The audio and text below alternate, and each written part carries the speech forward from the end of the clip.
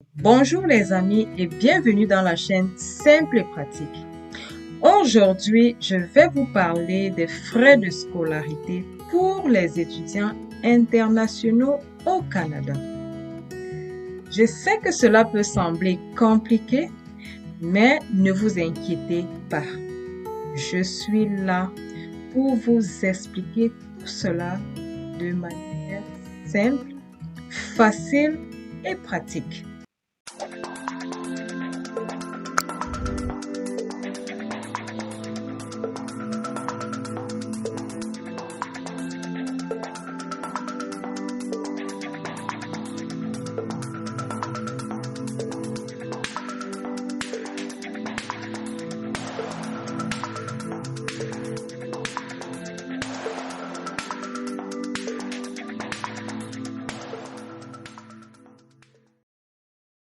Alors, commençons par la scolarité actuelle au Canada.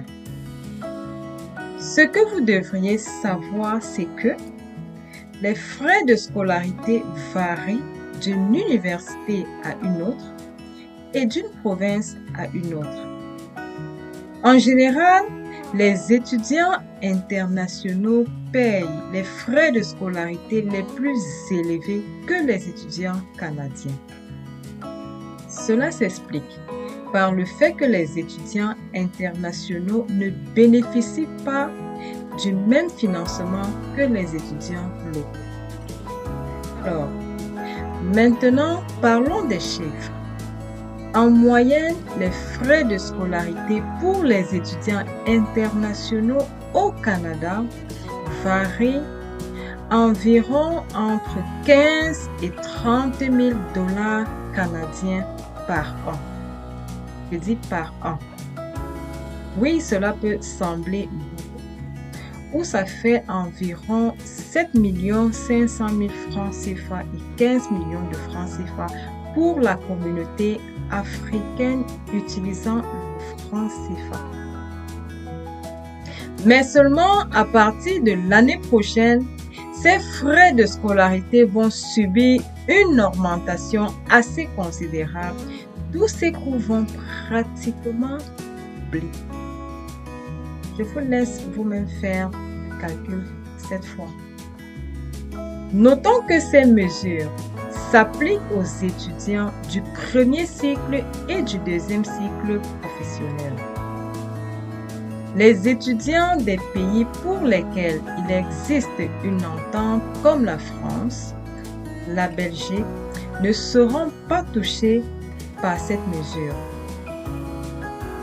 C'est vraiment un coup dur pour les étudiants francophones et dont la majorité viennent de l'Afrique. Mais seulement, n'ayez pas peur les amis, car il y a toujours une solution à tout problème. De ce fait, pensez aux options pour obtenir des bourses, des aides financières ou des jobs étudiants pour réduire ces coûts.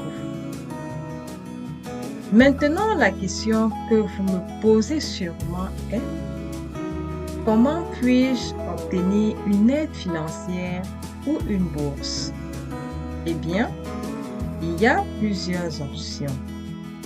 Certaines universités offrent des bourses spécifiquement aux étudiants internationaux et donc il suffit de faire la demande à travers les sites web des universités qui vous intéressent.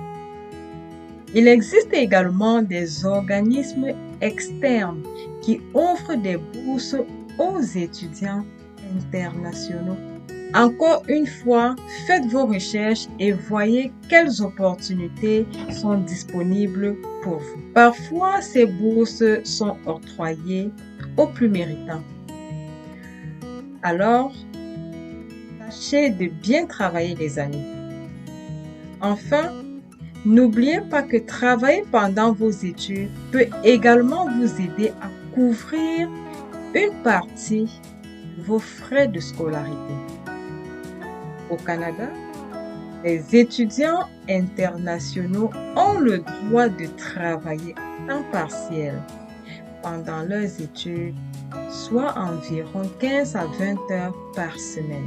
Et à des moments donnés, le gouvernement peut leur permettre de faire du temps plein, soit 40 heures par semaine, dépendamment du besoin des employeurs. Ce qui peut être une excellente option pour gagner un peu plus d'argent, gagner de l'argent supplémentaire pour nous aider à couvrir les frais de scolarité.